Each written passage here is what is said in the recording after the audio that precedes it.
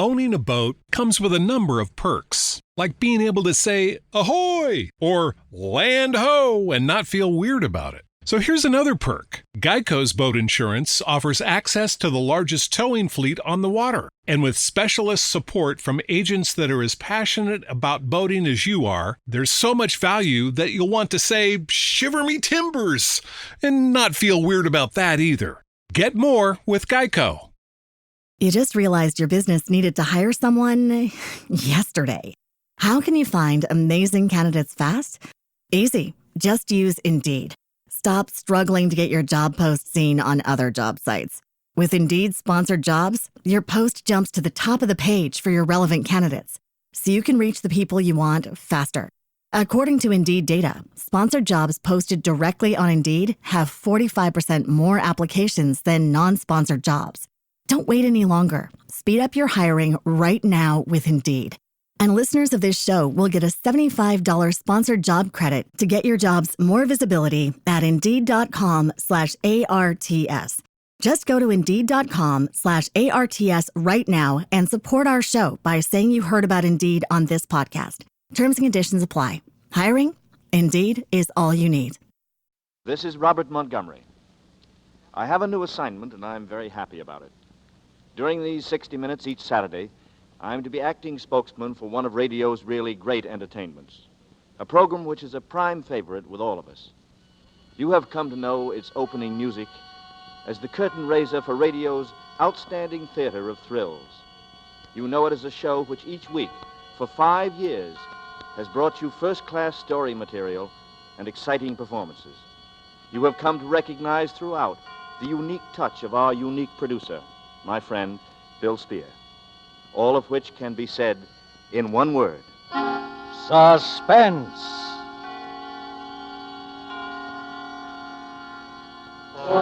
An hour of suspense now. A full 60 minutes on Saturday night. And with the distinguished actor-director Robert Montgomery as your host.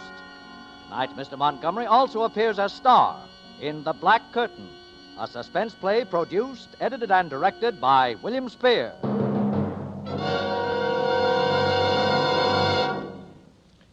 I don't have very much to say in the prologue department tonight. That's because at this premiere of the full-hour show, we're anxious to ring up our curtain. Our black curtain, if you will, without unnecessary delay. Also because tonight I am appearing as an actor. The idea on most Saturday evenings is for me to make you welcome and chat about things you and I are mutually interested in. Crime, mostly, and the various types of criminal achievement, real and fictional, and the persons, actual and invented, who have committed those crimes and gotten themselves into those predicaments, and the people who have written about it and have compounded the particular brew of mystery and dangerous adventure which we serve up to you in the name of suspense. But tonight I am appearing for a good many of our 60 minutes as a man named Frank Townsend. Townsend will tell you his really amazing story in his own words, and so I think you'll hear quite enough from him without hearing more from Robert Montgomery. And so if our producer, Bill Spear, is ready, we will ring up our curtain. Now, with The Black Curtain from the novel by Cornell Woolrich, and with the performance of Robert Montgomery, we hope once again to keep you in suspense.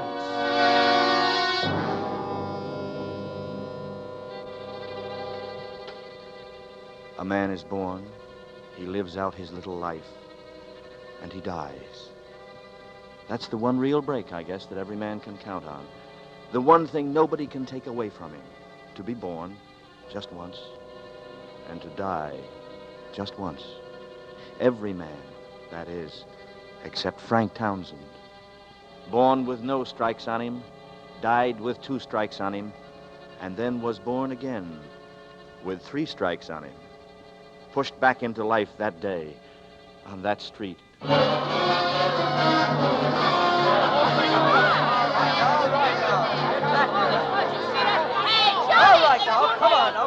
My head was pounding like the percussion instruments beating out the anvil chorus. I could hear all the noise and the people milling around. At first, everything was a jumble, sight and sound. Tall buildings, high sky, low faces, spinning and weaving, and bells exploding. All right, get moving now. Let the doc through. Oh, I seen it, officer. I seen it. He was running fast. walking with his head down and his feet All up. right, all right. Break it up now, break it up. Oh, my head. Take it easy now, brother. Just lie still. Who? Let me What are... see now. I'm the doctor. Just lie still now. Take Hey, it easy. Copper! Copper, his wallet fell out of his pocket. A guy grabbed it and he ran. All right, come on, get back. Can't I'll give work him a little here air. now, will Get you, back. please? I'm okay, Doc. I just Sure, feel a little... Sure, here. You- Now, let me help you up. See if you can stand. Thanks.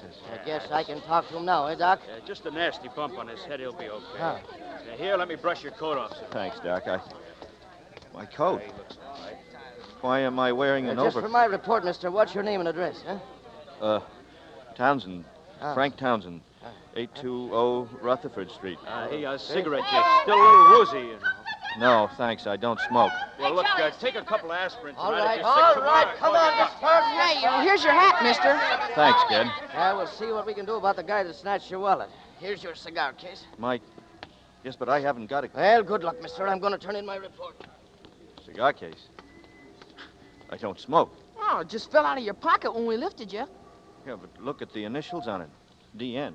Yeah, same initials like in your hat, see? DN. Yeah, but that isn't my hat. Oh, you got a nasty crack on the noggin, mister, and, well, Wait a minute. I'm trying to think. Where is this? where is what? This street. This? This is Tillery Street. Tillery. What am I doing on Tillery Street? Hey, look, buddy, you sure you're okay? Well, what happened to me? Well, you were running. Very dangerous running on this ice. Well, you slipped, hit your head, and was out for about 20 minutes. Ice? After that blizzard we had last night, did you expect Mayflowers? Blizzard? In July? July? Oh, listen, buddy, I got a flash for you. This is December, 1 week before Christmas, 1944. 1940. Oh, don't take it so hard. We all get older. You better get home and get a fast 40 winks. You'll need it. 1944.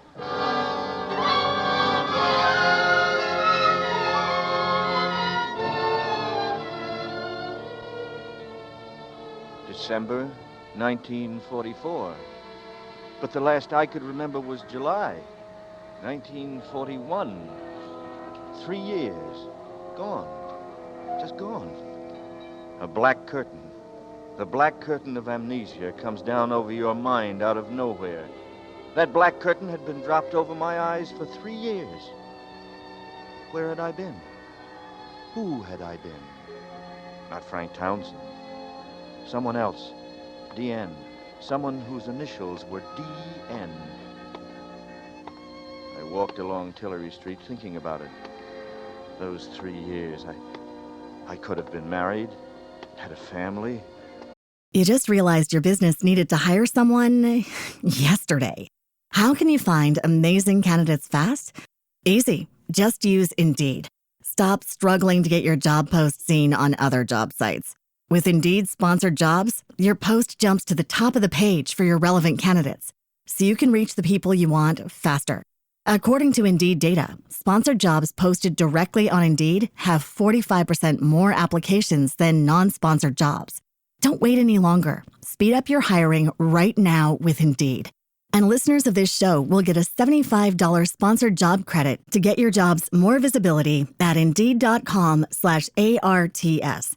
Just go to Indeed.com/ARTS right now and support our show by saying you heard about Indeed on this podcast. Terms and conditions apply. Hiring? Indeed is all you need. You just realized your business needed to hire someone yesterday. How can you find amazing candidates fast? Easy. Just use Indeed. Stop struggling to get your job post seen on other job sites. With Indeed sponsored jobs, your post jumps to the top of the page for your relevant candidates, so you can reach the people you want faster. According to Indeed data, sponsored jobs posted directly on Indeed have 45% more applications than non-sponsored jobs. Don't wait any longer. Speed up your hiring right now with Indeed.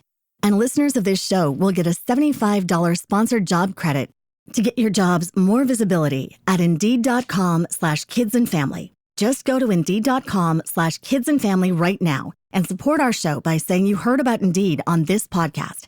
Terms and conditions apply. Hiring? Indeed is all you need. Or could have been a thief, or... No, it was insane. 20 minutes ago, I left the little office where Johnny and I have our advertising business.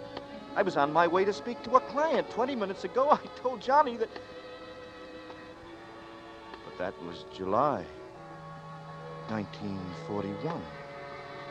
There was no snow, no ice, no initials, DN. I must see Johnny. He'd know, he'd tell me. I stopped dead. I don't know why. Something made me turn my head. And that's when I first saw him. Gray eyes. He'd been talking to the cop who took my name. He looked after me as I turned my head. He started for me. I found myself backing away. Something about him screamed trouble. He quickened his step. You! Townsend! Stop! The sound of his voice sent terror roaring into my skull. I ran. He lunged after me. I saw him come as I rounded the corner, and in his hand he held a gun. He raised it. I ducked my head and ran for my life, for the second life that I'd been born into.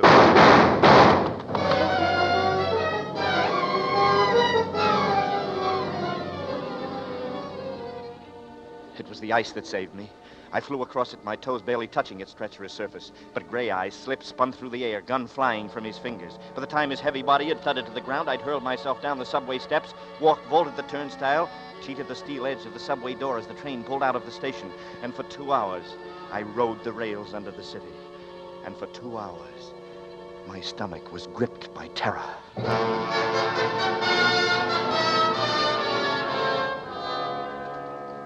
Dusk, and a new snowfall had settled over the city.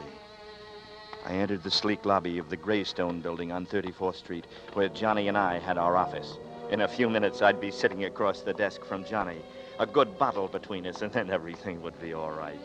Johnny would know what to do. He always knew, ever since we'd been in school together. He'd know how to find out who I'd been, what the initials DN meant, why Gray Eyes tried to kill me. An elevator door slid open, and I stepped into the cage. Floor, please. 10. Pass, please. What? Your pass. I gotta see it. What pass? To go up to the 10th floor. Pass to... But I don't understand. My office is up there. Look, buddy, all I do is run this elevator, not the country. Yes, but Save it. Guard! 2 men came from the rear of the lobby. They were big men. They wore uniforms. The blue trousers tucked into brown puttees, their thumbs tucked into heavy belts that supported heavy guns and heavy clubs. White armbands read SP. They eyed me with suspicion. Now, what's the trouble, mate? 10th floor, no pass. What's your business on the 10th floor, sir? Advertising. I mean, my office is there, and You sure you're in the right building? Well, isn't this the Greystone building? You can't have no office in this building higher than the 5th floor. But I tell you, my partner and me, we're on the... Nobody's on the 10th floor but the Navy. The Navy. All the way from the 6th to the roof. Why? You kidding, sir? Ain't you heard there's a war on? War. Look, mister, if this is supposed to be funny, you're in the wrong department. What's your name? Look, will you help me, please? My name is Townsend. I have an office here on the 10th floor, advertising Townsend and Gale. Oh, yeah. Townsend and Gale. Well, that folded when the Navy took over. Where's Johnny Gale? He joined the Navy. Where can I find him? Oh, it'll be tough finding, mister. He was buried last month on Okinawa.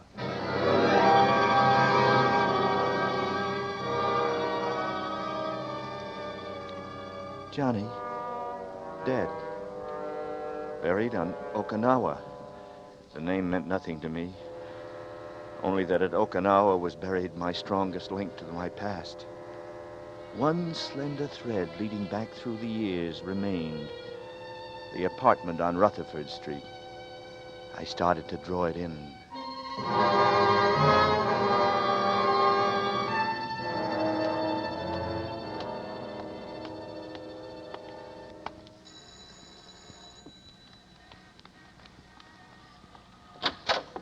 Oh! Hello, Mrs. Hudson. Why, Mr. Townsend. I guess I startled you. Why, no.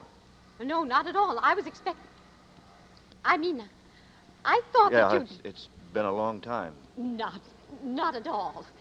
I knew you'd come back, and...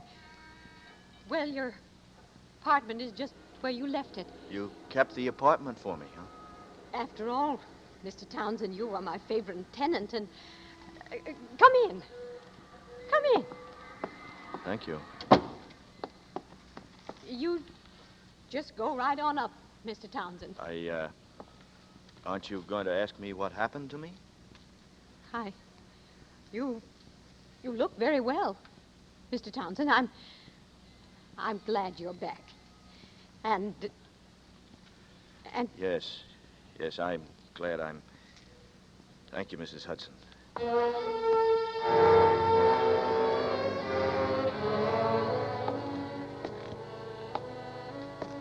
I started up the stairs. The same creaks, the same loose board halfway up. Everything the same, but everything unreal. Mrs. Hudson, unreal. I sensed her eyes following me up the stairs. I stopped, turned, looked down. She stared up at me, mouth slightly open. And for a long, long moment, neither of us spoke. Yes? Mr. Townsend? Mrs. Hudson, Yes? Mr. Townsend. well, it's nothing, but you used to call me Frank.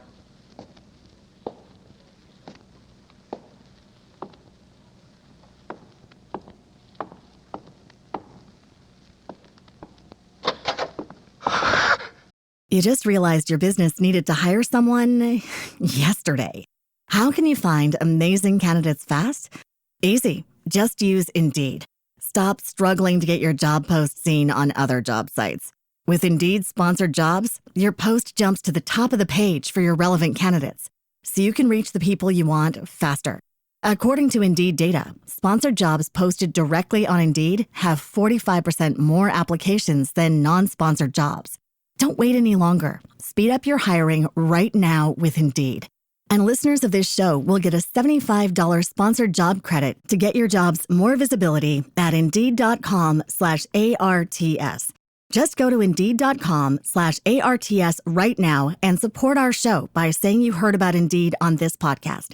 Terms and conditions apply. Hiring? Indeed is all you need. Come all the way in, son.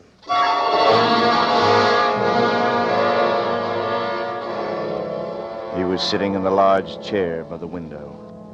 In his left hand, he held a half-smoked cigar. It was pointed at the ceiling. In his right hand, he held a gun. It was pointed at me. It was Gray Eyes. Tillery Street. Just couldn't stay away from there, could you? Well, never fails. What do you want? There's some mistake. Given that harness bull the phony name, but the right address. Very unbright. Listen, my name is Townsend, Frank Townsend. So, all right, so we'll bury you under that name. What difference does it make? Bury me? But why? Why? What have I done? Suppose you tell me. Maybe you can make it sound better. If I have to die, all right, I'll die, but I got a right to know why, haven't I? Tell me what I've done. What am I dying Stand for? still! Now, just give me one more excuse, son, and I'll kill you right here and right now. Yeah, that's better. Now just settle back and relax. Now sit down over there.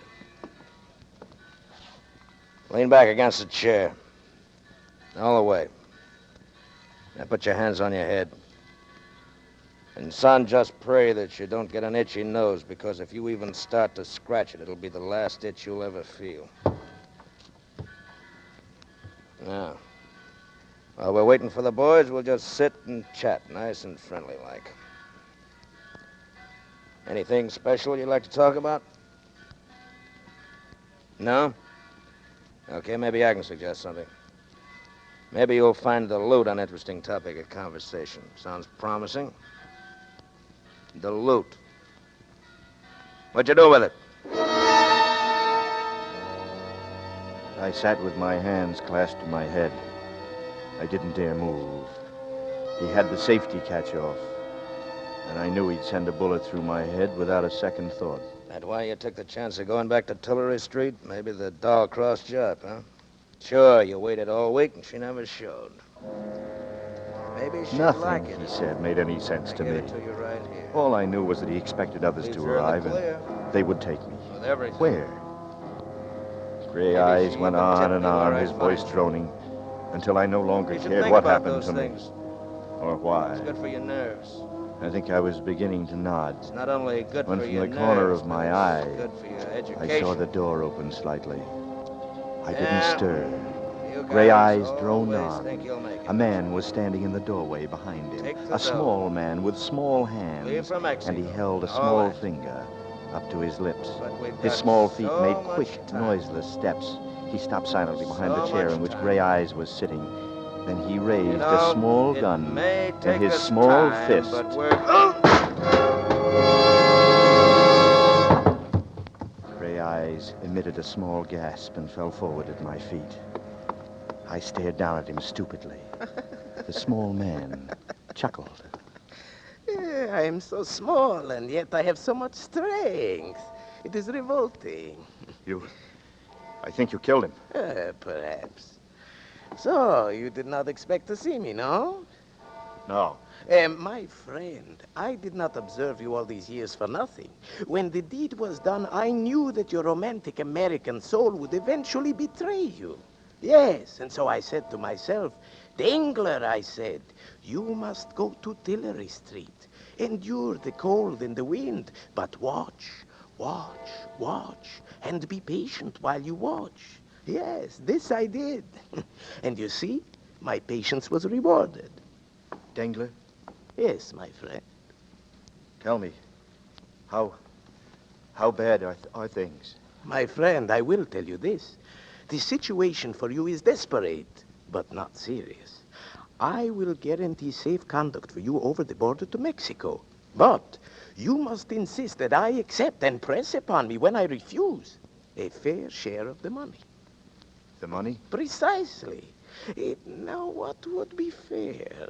Well, in view of the difficult situation, we should share equally.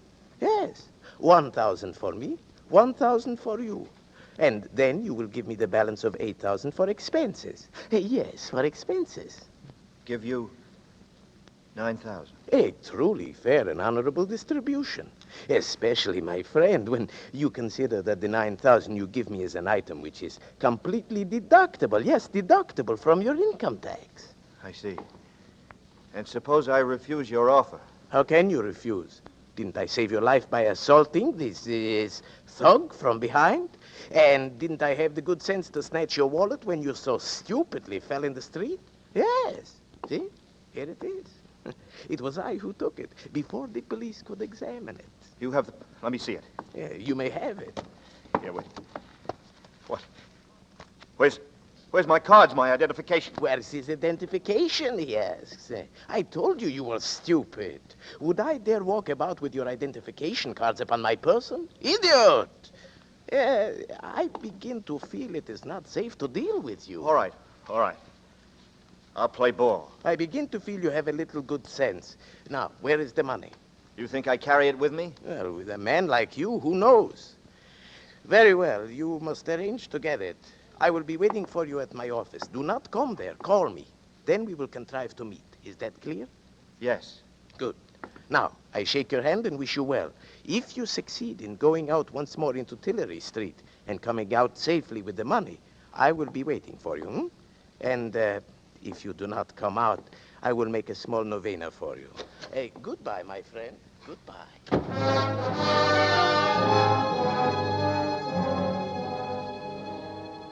I shut off all process of thought and feeling.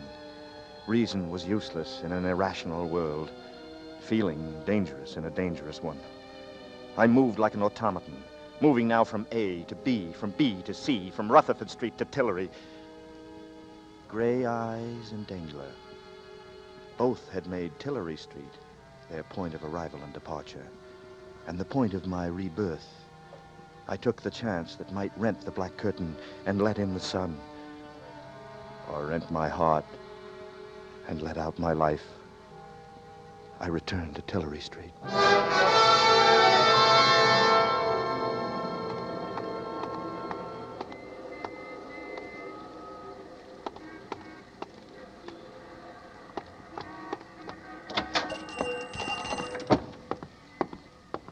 Yes?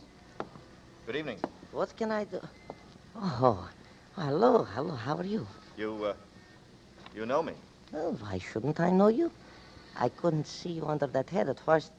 What can I do for you? Have you got an evening paper that I could look at? No, I'm sorry. I never read them. Too much trouble in the world these days, anyhow. How have you been? You haven't been around in 2 or 3 weeks. Yes, well, I've been busy. Look, Pop, I made a bet with a guy that even though you see so many customers, you'd walk right up and give me my full name. Oh, I'm sorry. I don't know it. I don't think I ever heard your name. Oh. But I know your girl. My girl? My girl? Oh, you do? Well, yes. Now maybe I can still win my bet, huh? Of course. Ruth. She lives right across the street. The Tillery Apartments. Well, that's right. Ruth. Ah. But now, what apartment? Apartment 3C, of course. Don't I take the sandwiches up there every night? 3C. Yes. Well, thanks. Will you win your bet, mister? What? Oh, yes, I think I will. What's your name so I'll know it next time? I'll tell you tomorrow. So long. So long, Pop. I'll be seeing... What's the matter? You dropped something? Nothing. Nothing. Just tying my shoe. I'd just been going to walk out when I saw him standing across the street. A man built like Gray Eyes, dressed like him. And I knew he was looking for me. I ducked down behind the store window and watched him. He looked over in my direction and then up and down the street, lit a cigarette, and then strolled down to the corner. The minute he disappeared, I yanked the door open, dashed out, and ran across to the Tillery Apartments and went in.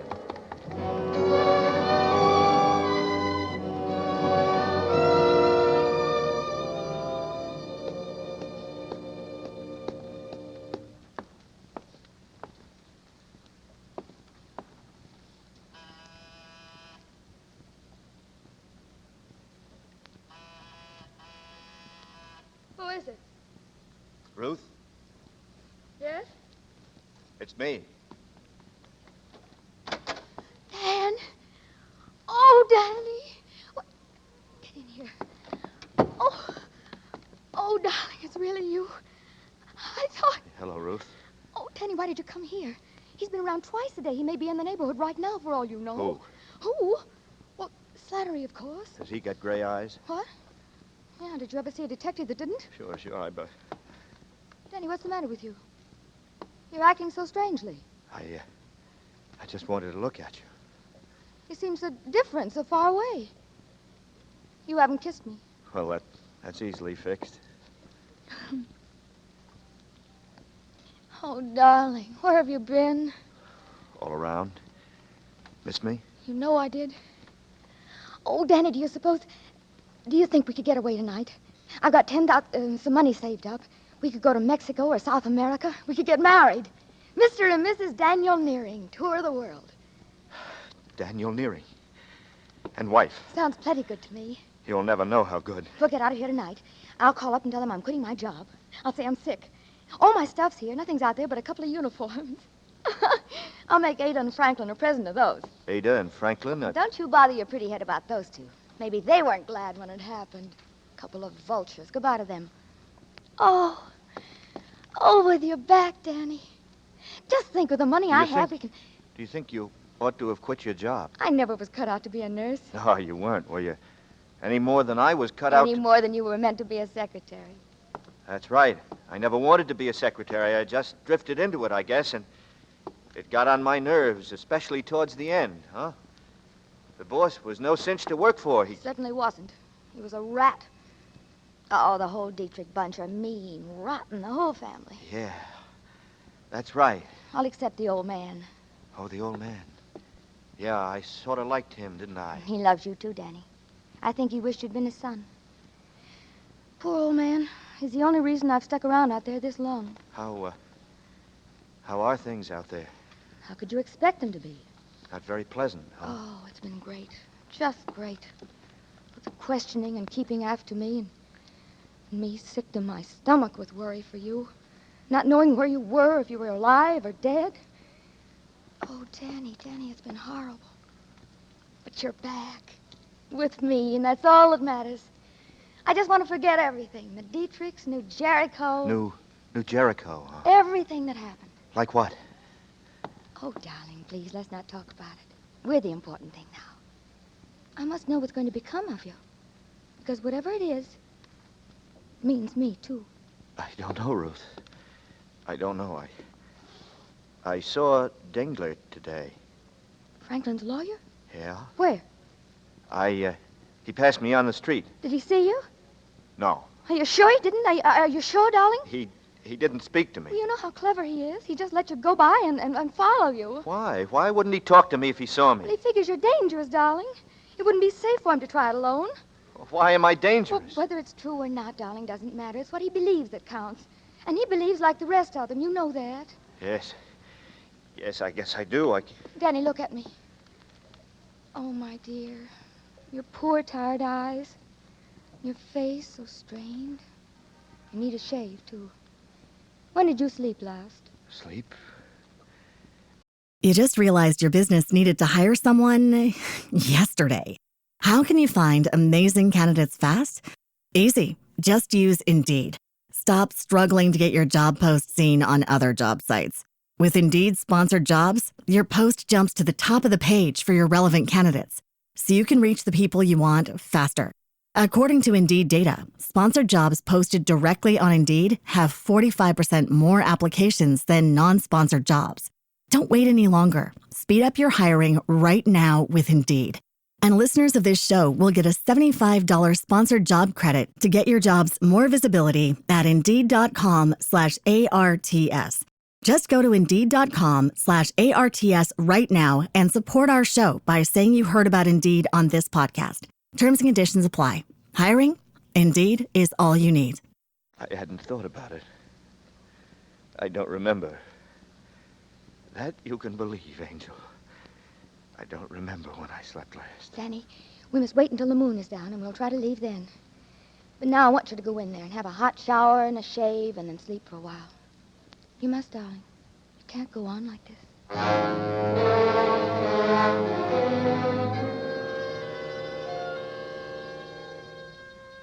I found my way to the bath without making a blunder, and the warm water felt good. I stood under the shower for a long, long time. It would have been pleasant to stand out the rest of my life just that way, under that soothing spray. In the medicine cabinet, I found a safety razor, shaving cream. I usually have trouble with a new razor. It takes me time to grow accustomed to it.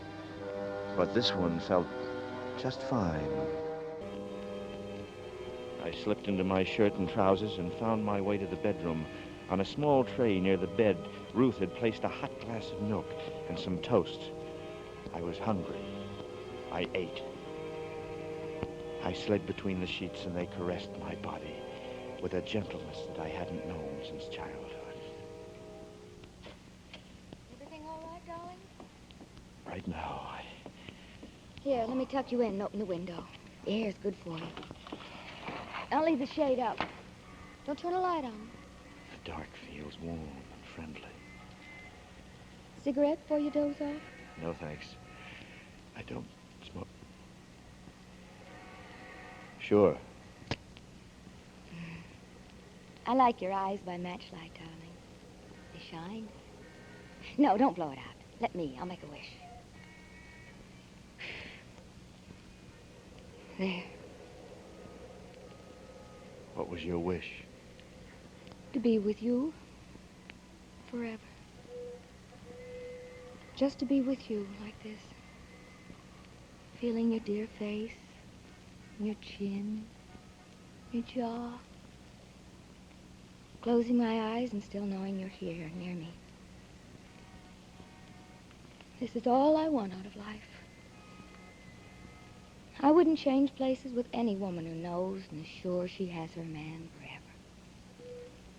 Who knows no one might come at any minute to take him from her. You're all I want, Danny. Forever. Now and forever. Because for us, darling, forever is now.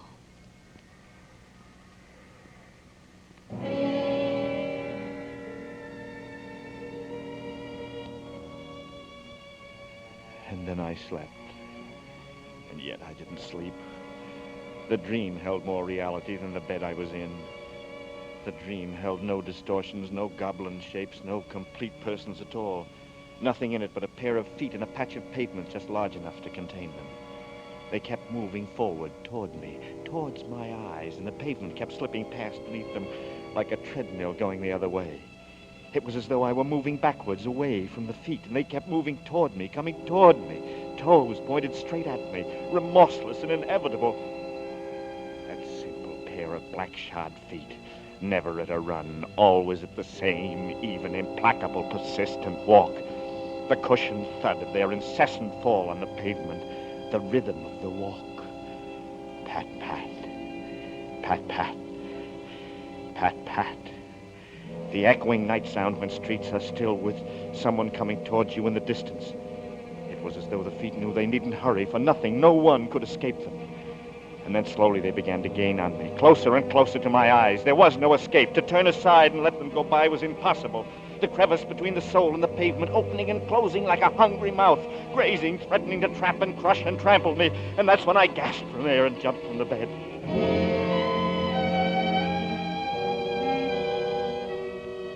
Cold sweat poured down my legs and back. I was stifling. The darkness in the room lay over my head like a blanket. It seemed to shut out the air. Still gripped by the terror of the dream, I threw on the light, leaned out of the window, and sucked in huge gulps of cold, clean air. Danny! Huh? Danny, get away from that window. Ruth, I just saw. He's down there. That man, like gray eyes. Put out the light. I must see if...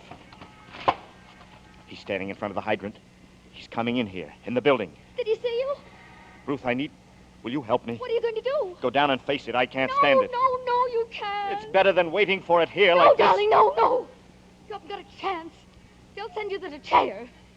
The chair? Well, what did you think happens to a man when he's guilty of murder? Murder? Ruth, listen to me. I'm not a murderer. If the whole world says I committed murder, I say I didn't. The me that's in me says I didn't. I never said you were, Danny. I always said you didn't do it. But they found the body and they... Oh, if only you hadn't run away. So that's it. You shouldn't have done it.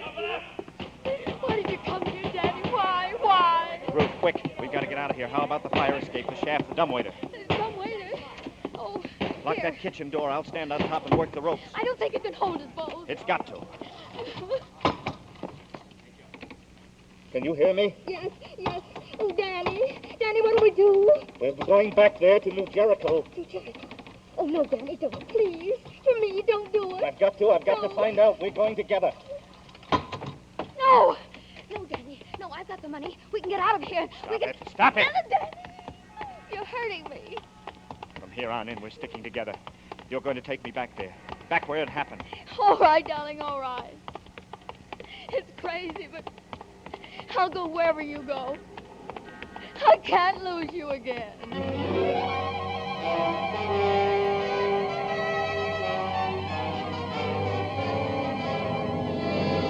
In tonight's full hour of suspense, Robert Montgomery, our star, appears as Frank Townsend, with Lurene Tuttle playing opposite him as Ruth Dillon, in William Spear's production of The Black Curtain by Cornell Woolrich. Tonight's study in Suspense.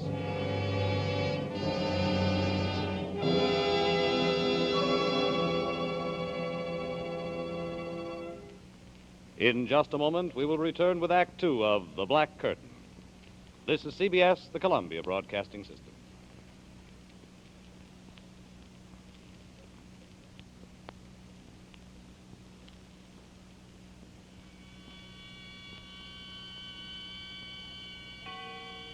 Now we bring back to our Hollywood soundstage Robert Montgomery as Frank Townsend, alias Danny Nearing, and Lurene Tuttle as Ruth Dillon in Act Two of The Black Curtain, a play well calculated to keep you in suspense.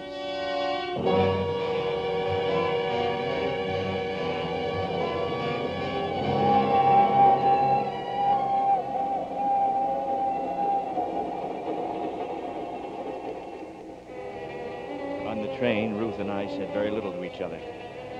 While I'd hid in the phone booth at the Penn station, she'd bought us a couple of cheap raincoats. And I sat hunched up in mine, thinking, yet not daring to think. Ruth had brought along the newspaper clippings. I read them for the 20th time. They all read alike. Dietrich Slayer sought. Secretary wanted in brutal slaying at suburban estate. Police are pressing the search for Daniel Nearing, secretary in the employ of the late John Dietrich, 58, member of a well-known local family who was shot and killed in the drawing room of his New Jericho estate on the morning of December 15th. The wall safe was robbed of $10,000. Nearing disappeared December 15th, on the morning of which date he is known to have had a bitter quarrel with the deceased. This last was attested to at the inquest by Ada and Franklin Dietrich, widow and brother of the murdered man.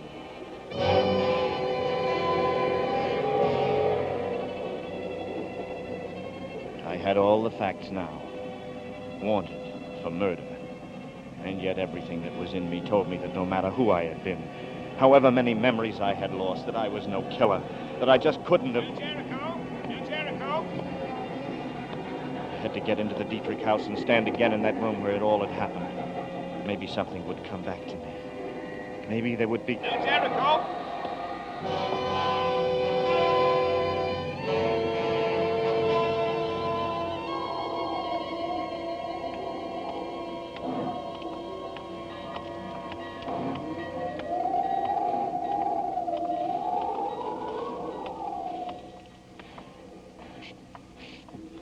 Oh, Danny. Oh, I'm so frightened. What if someone here at the station should see you? That would be fatal. Oh, darling, let's just go away. Let's go. Danny, be careful. It's the station master. He knows you. He's coming this way. Quick, behind this post. Now, don't move. Evening. Evening, Miss Dillon. Oh, good evening, Mr. April. Hey, thought I saw somebody get off with you. Oh, yes, just some man. He went to the cab stand. Oh, stranger. Oh, it's cold. Bad night. Trains lead all up and down the line. Well, this time of year, you know. Gotta expect it, as the fellow says. Just going home, Miss Dillon? Pretty shivery. Give you a lift out the Dietrich house. No, thank you. They're sending the station wagon for me. Nasty night to wait. Oh, I don't mind. Really, I don't. See where that Nearing fella, or Townsend, or whatever he calls himself now. Townsend? He was riding out in the city on Rutherford Street under the name Townsend. City detective caught up with him, and this Nearing, he fractured his skull. Oh. Yeah, bad actor, that fella. Always thought so. Well, detective's in the hospital. Don't expect him to live, says here in the paper. City police have orders to shoot to kill. Oh, no. Shoot to kill. Only thing to do with a mad dog, shoot to kill. Hey there. You all right, Miss Dillon? Oh, yes, I'm just feeling, I'm all right. Well, are you sure you don't want me to... No, I'm fine, Mr. April, I'm fine. You go ahead. I'll wait for the Dietrichs in the station. Well, shoot yourself, I always say. Good night, Miss Dillon. Merry Christmas! Good night, Mr. April. All right, Danny. Listen, Ruth, what he said just now, I didn't attack that detective. It doesn't matter, darling. It doesn't matter. It does matter. It matters more than anything else in the whole world, because now I'm a mad killer and I didn't attack or kill anyone. Not anyone. It was Dengler. He hit that detective with... Danny, who would believe you? Franklin's lawyer, a man weighing less than... You've got to believe me. If you don't believe me about this, then you must believe that I killed Dietrich, too. All I know is that I love you. Quick. Oh, in the bushes.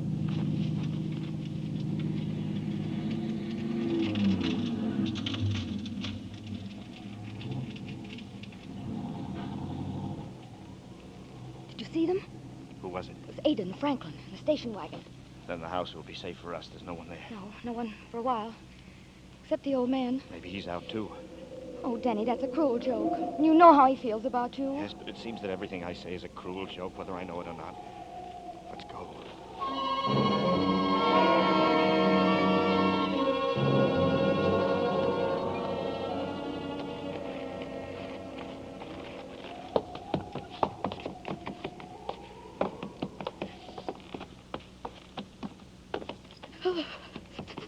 Open the door, Ruth. Hurry. I've got to see the inside. That room, the place where it happened. It's wrong, Danny. It's wrong. I'm telling you, you're crazy. They'll find you. Open the door, Ruth, quick.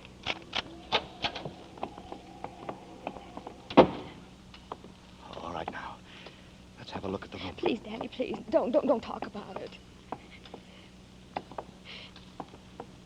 So this is where I'm supposed to have murdered John Dietrich. Danny, please. Where was it? Show me exactly where it was, Ruth. I've got to know. You just realized your business needed to hire someone yesterday. How can you find amazing candidates fast? Easy. Just use Indeed. Stop struggling to get your job post seen on other job sites. With Indeed sponsored jobs, your post jumps to the top of the page for your relevant candidates, so you can reach the people you want faster. According to Indeed data, sponsored jobs posted directly on Indeed have 45% more applications than non-sponsored jobs. Don't wait any longer. Speed up your hiring right now with Indeed.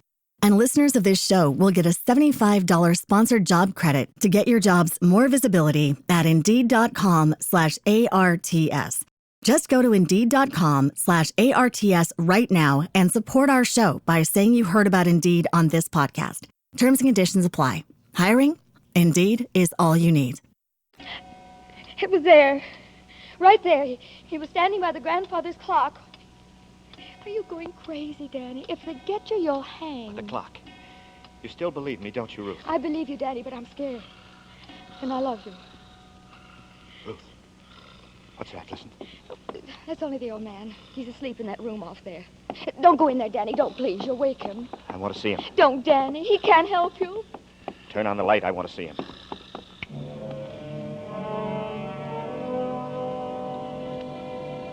I looked at him, lying there. The old man who was supposed to love me like a son. The old man who breathed and ate and suffered, but did not live. Inert, shaped in the likeness of a human form that might have been molded out of pink dough. Cheeks sunken, limbs withered, sucking air greedily through lips that were a distorted O. The old man stared up at me from his bed. Every nerve, every muscle in his body were paralyzed. He could neither talk nor move. He was doomed to endless days of seeing and hearing, filled with the secrets of others, secrets he was forced to carry to the grave with him. And this was the old man on whom I had planned my last hopes.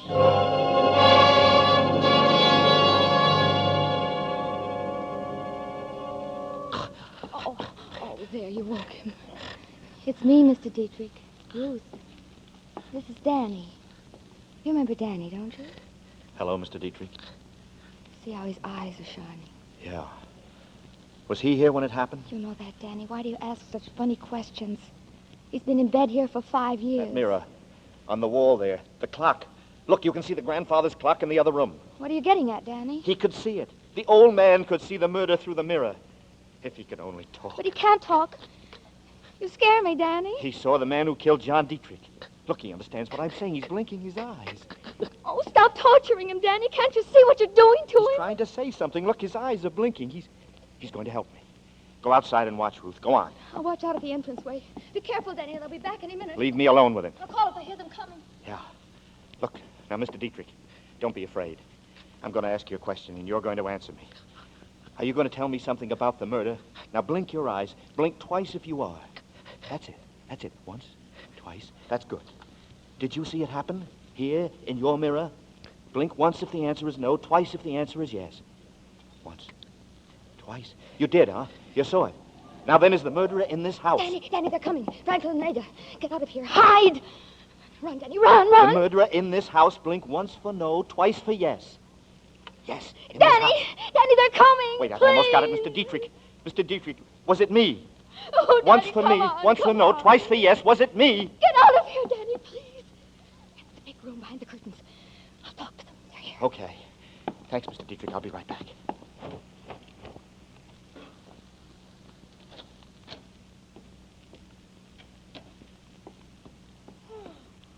Oh, Ruth?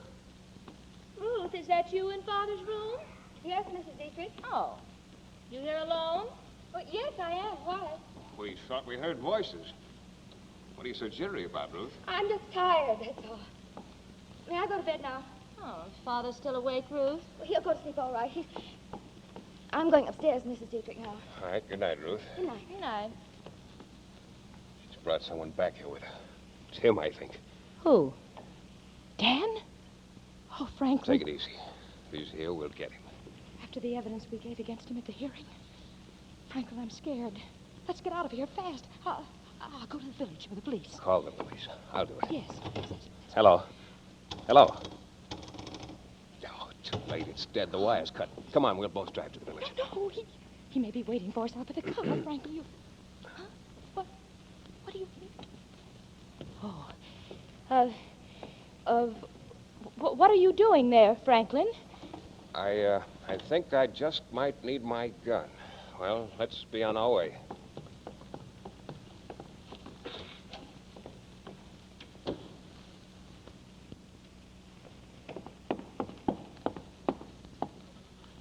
Now, Mr. Dietrich, you're helping me find.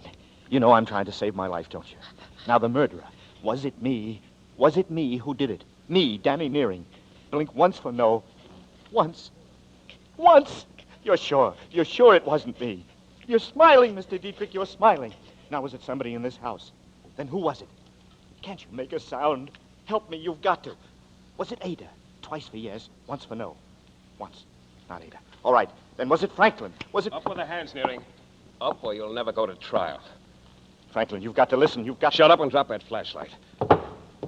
Trying to kill the old man, too, huh? The murderer returns to the scene of his crime. You know I didn't kill him.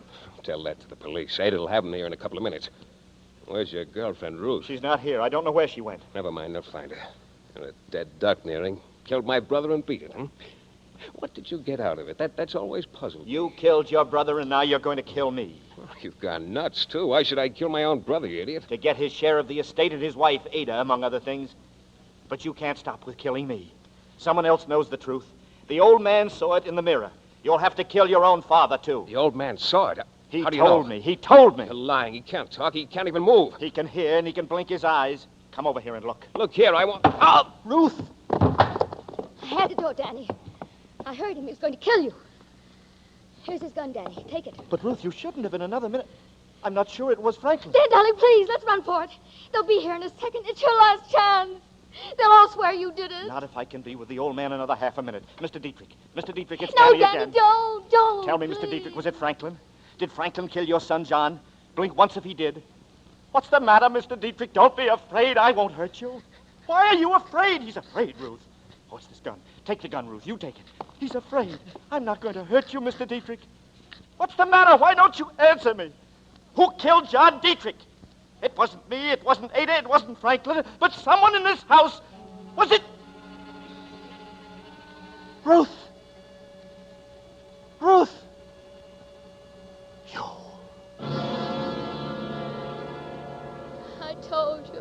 I told you not to come. Oh, I love you, Danny. And I wanted you. I wouldn't have let them get you. Why, Ruth? Why? Why did you kill John Dietrich? He was always after me. He wouldn't leave me alone. And I hated him. And then that night he came at me. He threatened me, said he'd kill me. If he couldn't have me, nobody could. He had a gun, Danny. And I got it away from him. He hit the clock. He leaned against it. I thought he'd never fall down and die. I took the money to make it look like robbery. It was the day you ran away. I was crazy, I know. And they thought it was you. And they started looking. You. Why was it you? I love you, Danny. I love you. I begged you not to come back here. Ruth, put that gun down. No. Don't come near me, Danny. I just want to look at you. Just once more.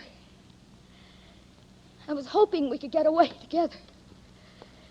But you've been through enough because of me. All right, open up. Open up. And now you're clear, Danny. And this is going to clear me. Forever. My darling. Ruth, no, they'll kill you.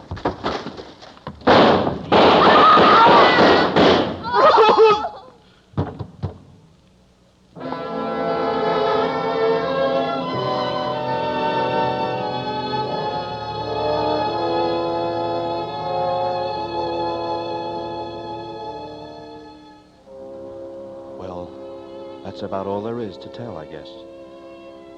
Ruth faced that door, fired a shot into the ceiling, and the guns of the police chopped her down. That's the way she wanted it, I guess. It was gray eyes, bandaged head and all. But what's the use of talking about it? I'm trying to put it all behind me. Resume my life where it left off 3 years ago. Sometimes when it gets toward evening, I walk along Tillery Street, and once in a while, somebody I don't know, will say, "Hello, Danny." And I just say, "Hello," and walk on. I don't want to find out anything anymore. I want it all to die away and be still. And it will, all except Ruth. Because somewhere behind that black curtain, I was loved and loved someone. We must have known a love that I'll never know again.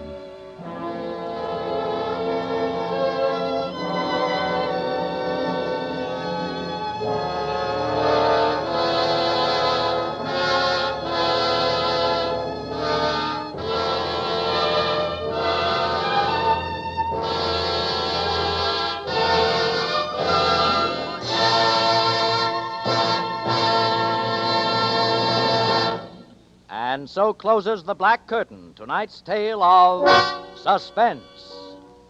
In a moment, the spokesman of Suspense and tonight's star, Robert Montgomery, will be back. For the benefit of latecomers among our audience, may we say that Suspense is now being heard as a full-hour program on Saturday nights at this hour, 8 to 9 o'clock Eastern Standard Time. Suspense, as always, is produced, edited, and directed by William Spear. Our musical director and conductor is Lud Gluskin. The composer of our original scores is Lucien Morawek. Lorraine Tuttle appeared opposite Mr. Montgomery as Ruth Dillon, and you heard performances by Kathy Lewis, Janet Nolan, Sidney Miller, Conrad Binion, Jack Crucian, Bill Conrad, Jerry Hausner, Paul Fries, Ira Grissell, Junius Matthews, Harry Lang, and Joseph Kearns. This is Bill Spear, twice as much as out of breath as usual after our first hour production of Suspense. I certainly want to thank everyone connected with our adventure this evening, and naturally it begins with Mr. Montgomery. Bob, this is going to be truly wonderful working with you. Thank you, Bill.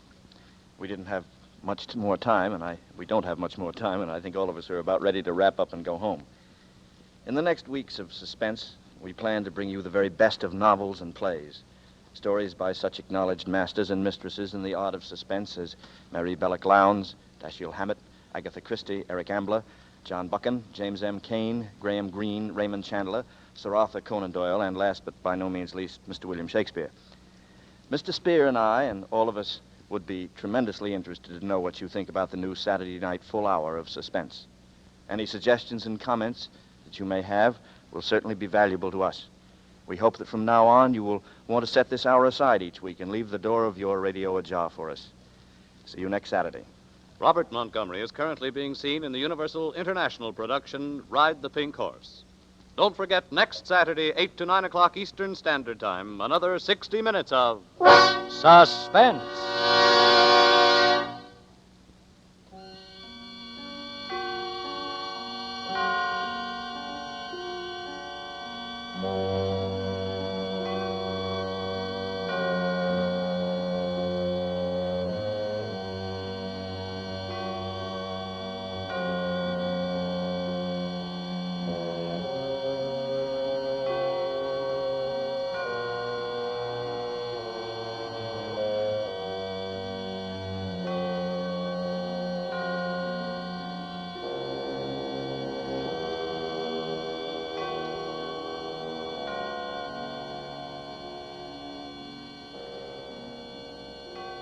This is CBS, the Columbia Broadcasting System.